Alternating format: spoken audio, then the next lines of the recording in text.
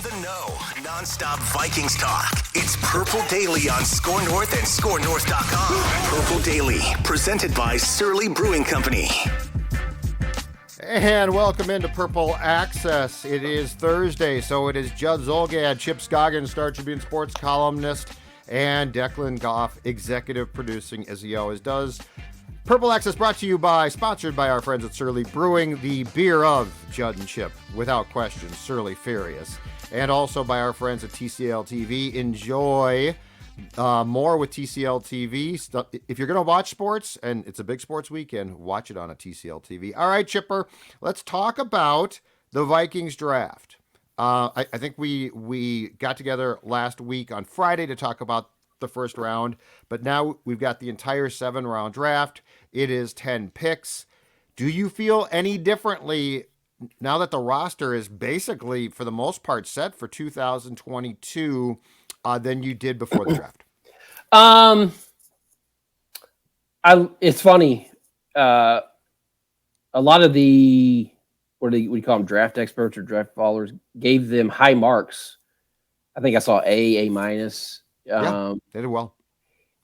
I like where they landed. I wasn't crazy about the process, if that makes sense. Does that make sense? Mm-hmm. I liked the fact that they addressed their secondary in a big way. I mean, to me, that was the number one mission going into that draft above everything else. You had to get cornerback help.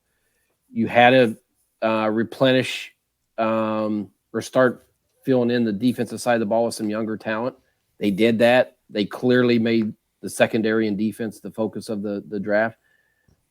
I'll never understand or don't like trading back 20 spots in the first round and not getting more for it. The second, with the Packers draft, I like the 2-for-1, but you don't want to ever help your division rival. That's right. Yeah, I agree. The kind of the king of the hill that you're chasing. So it's weird. I mean, I guess as we sit here today, I feel like they improved their team because now we have to see if these guys can play and how much they're going to, all that. But on paper, they did what they needed to do in the draft, I felt like. What's your best guess about what the offensive line is going to look like now, Chip? Because I think Ingram's going to get a chance to win that right guard job. And what Doogie told us on Tuesday on the Scoop was what he's heard is that Chris Reed, who was signed as a free agent from the Colts, we thought that he was going to be the right guard. He's got some center experience, and and so how comfortable? So if the line goes Darisaw, Cleveland, let's say it's Reed, and then Ingram, O'Neal. What's your comfort there compared to where things ended? I do think it'll be better because I think a year of Darisaw, his experience and having him for the full year will be better. Judd, I don't know anything about Reed. I don't know if he's is he a legitimate starter in the NFL? I mean, I think he's a nice backup. I don't know. Center, I really don't know. Yeah, on a good line, is he starting? Probably not. But I can't sit here and say that either. I would be lying if I said I know anything about the guy. I still wonder is there a move to be made at center with training camp cuts? Yeah. But again, maybe there is a cap casualty somewhere that you can upgrade from Bradbury there. But if it's just another veteran who's a fringe guy that you don't know if he's a starter, backup, swing guy, then it's okay. Are you really improving your line? But O'Neal's good. I think Cleveland's going to be okay, right? I mean, yeah, I think he's fine. I do like what we saw from Darisaw. I do think he'll be. You would think that he's going to be better in year 2, having that experience, and so. But again, center, right guard, man. I mean, what's your comfort level there? If Ingram can play, which of course at this time last year I thought Wyatt Davis could play. Well, that's it. Yeah. So that changes things. I think the Bradbury thing to me it remains incredibly intriguing because they didn't pick up the fifth-year option, which clearly means that they don't really trust him. But right now it looks like he's the starter. And so if you don't really trust him, but you're going to start him, and it's not just, oh, man, this position we can, we can get by. And you are, there's no question, Chip, are devoted, dedicated to making Cousins as successful as possible. Yeah. But his center might just be a guy that you don't trust completely. I think that remains to me the most, like, something's going on there. I just don't know if they know exactly what yet. Well, and you don't want a guy to win a job by default, right? Because you didn't have money to upgrade it, or there's a rookie that you don't trust or whatever. I mean, so are we done with Wyatt Davis or what? I have no idea. I mean, what the heck? That one is a mystery to me, a head scratcher. I mean, we all just assume pencil him in. He's going to be the starter after he played Ohio State. Correct. I don't know. I mean, have they evaluated him on film? I mean, I would think that they want to get a look at him in practice to see if he can play or not. But that one, that will be a swing and miss if you decide after 1 year that he hasn't played that you're moving on. It's a third-round pick. Yeah. A third-round pick. This is not like a seventh-round flyer. Right. So, yeah. But I still think, and I would even call Bradbury a question mark because we know what the heck he is. It's just, I mean, your right guard's kind of a question mark, but there's not a question at center. You know what you got. It's just, are you comfortable with it after what we know what we know about Bradbury? There has to be another move, right? I mean, whether it's this Reed or somebody that they're going to try to get that gets cut from a camp somewhere. I don't know, but there has to be. If you don't feel comfortable giving a guy a fifth-year option, that I think you have your answer, don't you?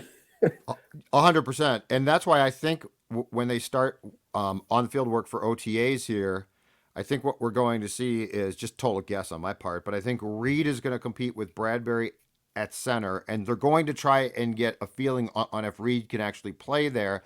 And my guess is the right guard's going to be Ingram, Wyatt Davis, and then they signed Schlotman. Yeah. But those guys are back. That's a backup swing guy. That's a depth thing. Exactly. Yeah. Exactly. And so, but I'm not completely comfortable by any means. No. Interior. I mean, I think it's still a question mark. I mean, I think you're, the other areas you feel decent about to good. But I do feel like they made strides on defense. Yes. On paper, if these, I do like, I mean, to me, we can debate whether, the value pick of a safety. But I like the fact that Cine was one of the best players on a historically great defense in college football. I mean, you look at his tape and I mean, he runs and hits and all that. And I mean, he's an explosive player. And so, now it's up to Donatel and that staff to be creative. Right. And Cine has to also make sure he's disciplined because he loves to hit. Yeah. And like we're now in a league where it's good to hit, but you got to be careful how you hit. So that's where you're going to have to like not coach the aggressiveness out, but coach the smartness in of how to hit. Well, and I think there's probably a little bit of trial and error going on. I don't know if that's the right way to say it, but I mean, remember Harrison, his rookie year, how many fines did he get? I mean, he still gets fines. But his rookie year, I think he got several. He never got suspended, right? It was just he never got thrown out. I mean, not suspended. Did he get ejected from any games? He got ejected from.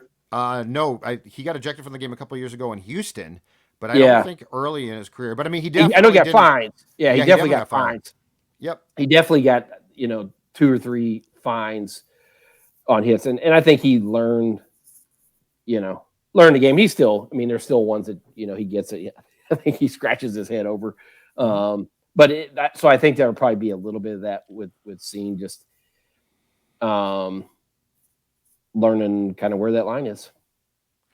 I think it's also, if you look at how they're doing things and where this is going to, Chip, defensively, I think not only are we going to see a seismic shift in like how they deploy personnel going to a 3-4, But the other thing is, I think we're going to see a lot of dime packages, which this team, in basically the time I've been around covering them, has never played. Now, Yeah. when I covered the Packers and Donatel was the DC in 2003, they played a ton of dime. But of course, at that time, it was 2 safeties and 4 corners. I think we're going to see dime, but I think it's going to be 3 safeties. Yeah. And I also think that they are going to use safeties and linebackers almost interchangeably. Because the linebacker position has changed so much. It's smaller, it's faster, so I think, in short, what we are going to see from them is a lot more almost hybrid players, as opposed to that's a linebacker. I think we're going to see guys, and I wouldn't be surprised one bit if Harrison Smith plays a role that could basically be described as a tweener, somewhere in between a safety and a linebacker.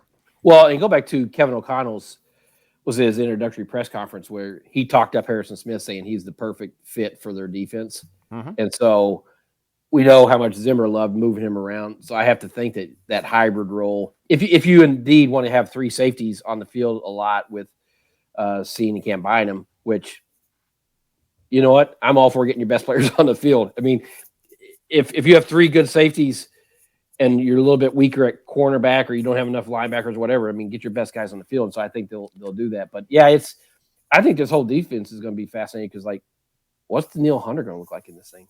You know, nightmare. Yeah. Hopefully, right? Yeah, but he could be a nightmare. Yeah, but I hopefully we get to he has some press stuff at media availability at OTAs, because I would love to hear his thoughts on how they're employing him in this new defense and how he fits and kind of just what he thinks about it. Because to me, that's the biggest.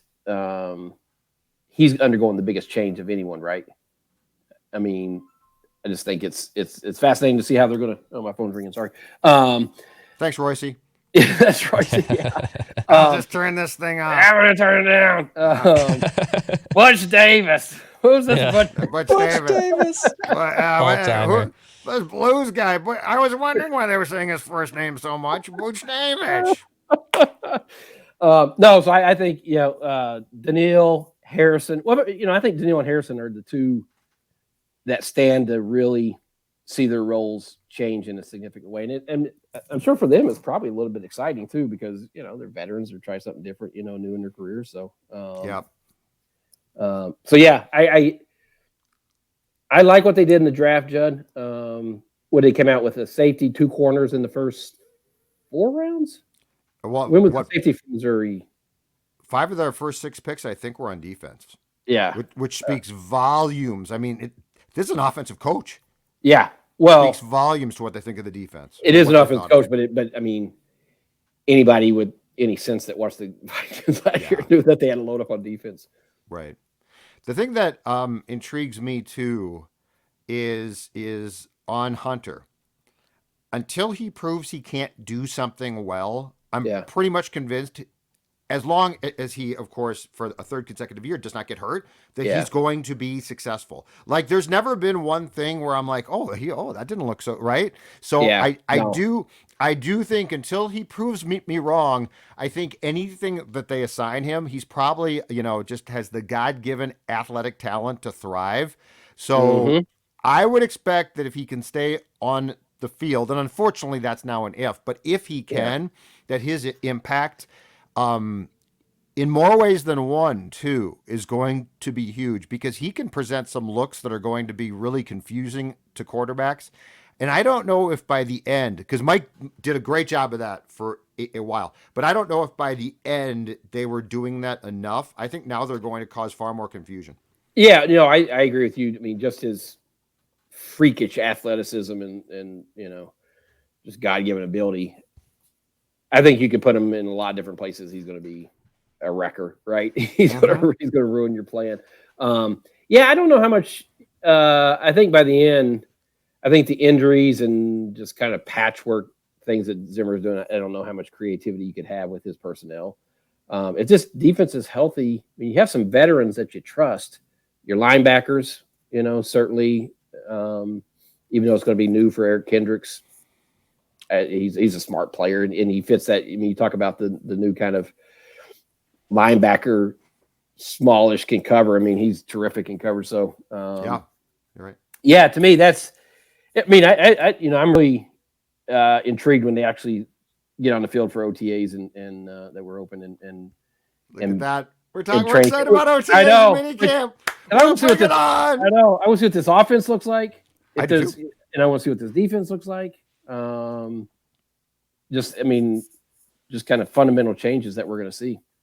So I think an intriguing thing too, but in the difference between O'Connell and Zimmer is this. You know, Mike spent a lot of his life trying to get inside the head of quarterbacks to confuse them. And again, I'll give him full credit. There was a time he did a masterful job there. O'Connell, I think, can be very helpful as far as the defensive schematics go, because really he's inside the quarterback's mind already. Like he knows what he doesn't like from a defense. He knows what a quarterback can pick apart. And so I think that there is going to be a real potential advantage here, because defensively, O'Connell can consult and basically provide guidance to, this is what I hate. Yeah. So this is what we should probably do. Well, and that's where you would like to think that his experience and going to his defensive staff and say, you know what, this kind of pressure or these kind of looks drive quarterbacks crazy. Right. You know? And so let's gear our defense that way. You know, I mean, you would hope that there's that kind of, and that's where I think it is smart when he started picking his staff, that he got veteran defensive coordinators and coaches over there who have, you know, seen a lot, done a lot, and have a good handle on, you know, just kind of the evolution of offenses in this league. Mm-hmm. And so, I think I like his staff. I think he's, it sounds like they work well together. And so, but it comes down to Judd, him and Cousins. Can he get more out of? I mean, we've heard Kwesi say it a number of times. Like, how are you going to make this offense from, you know, fringe top 10 to, you know, up into that potentially top 5? And he's like, work the margins, you know, improve on the margins. I don't know what that means, but it means don't add real help. Yeah, exactly. Personnel wise. But it does. I mean, to me, that's the key, because I think the defense can't be much worse. It's going to be, right. Like to think that's going to be better. Right. But for this team to be what they think they're going to be, the offense needs to jump up and be a top 5 offense. And that, to me, comes back to Cousins' ability and play calling and coaching, to philosophy and how they call games, which was, you know, we all pulled our hair out under Zimmer, but also getting more out of Cousins than what we've seen. And I think that's possible. I guess my question is this: how much more? So that becomes my question. But I mean, there's definitely ways with a far more competent offensive staff. And look, at least in 2021, there's no debating that the Vikings offensive staff was not good. I mean, Stefanski before him, Gary Kubiak, Shermer was marvelous. So it wasn't a run of incompetence, but last year was. They're overmatched. And the indictment was the scripted plays, which looked fantastic. And then the script ran out, and everyone, and including Kirk, was like, "Oh my God, what am I going to do?" Yeah. I think this is going to start with making Kirk's life as easy as possible by giving him the answers to the test. And also what's going to be important too is, and we talked about this with Phil today as well. The other thing is you're down in distance, right? Like you've got to be more competent on second down. You can't end up in third and long. Kirk's not going to thrive there. And in defense of most quarterbacks aren't going to thrive if it's 3rd and 11. Did I read this right, or did I just dream it? Did they lead the league in 3 and outs? Or had I? They did not dream it. Well, it was a nightmare, but you didn't dream that part. That was real life. So I mean, that is the thing. It's like, there's your margins, right? I mean, if you and you have to go back and pick apart those, and like, were they predictable? Was it run pass? Was it, you know? And that's where this whole philosophy, and I think we talked about it last week, or Dalvin.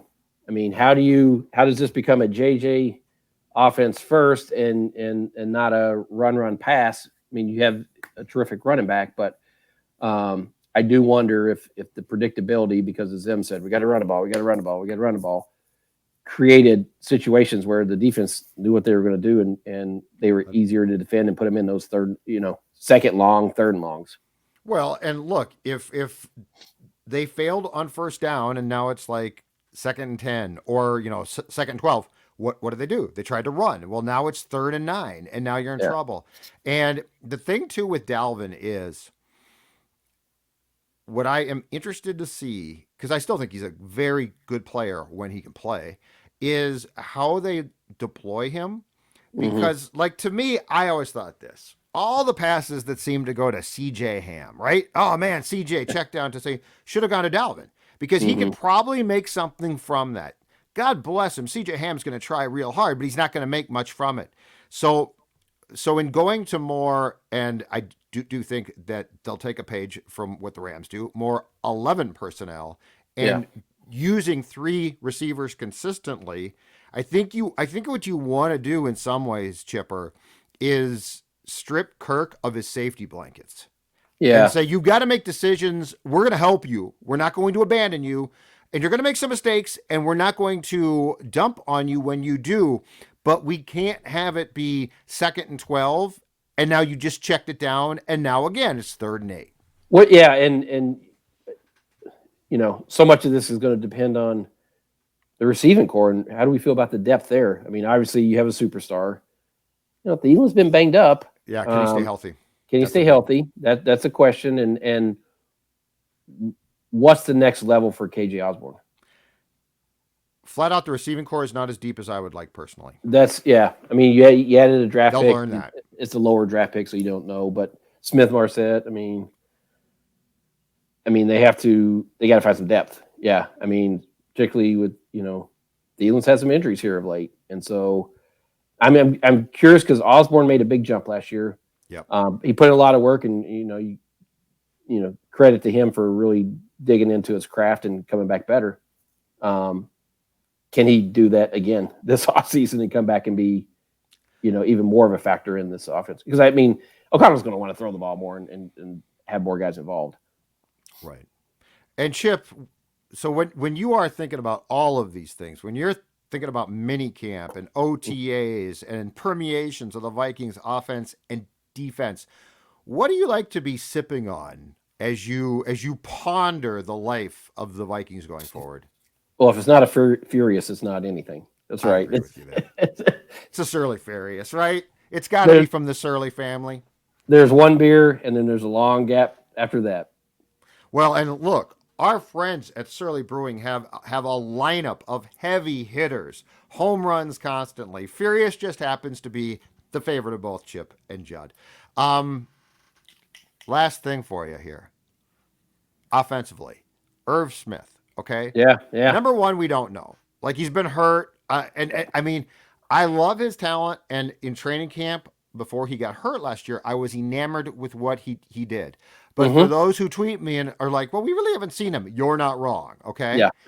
I forgot about mentioning him in all these guys. I know, but here's the one thing I want to run past you and see what you think. If Irv Smith is healthy and playing well, I think he's a hybrid receiver tight end. Yeah. So when you ask me, and wide receiver depth chart wise, I have concerns, depth. Yeah. But when you ask me that question, my mind goes to, well, if Irv Smith can play, I don't see him as a conventional Tyler Conklin tight end. Don't you think he can sort of fit into that receiving core, despite the fact his position is designated differently? If he's as good as we think he is and he can stay healthy, isn't he your third receiving option? That's right. But as almost a receiver. Well, yeah. Yes. As I'd say, as a primary target, because you're going to like the matchups you get. And downfield potentially too. Yeah. And so, it's funny when the guy misses the whole year, he's kind of out of your mind a little bit. Yeah. But I absolutely think because we liked what we saw when he was healthy. And so it just, it's just, getting on the field and staying on the field. And absolutely, he is a guy that I have to imagine O'Connell looks at and says, we can get some mismatches there. We like, his size and ability to run. And so, no, I think he ideally would be a big part of that offense. Agreed. All right, sir. Thanks much. I'll talk to you on Purple Access next week. All right, brother. We'll see you guys. See you, Trevor.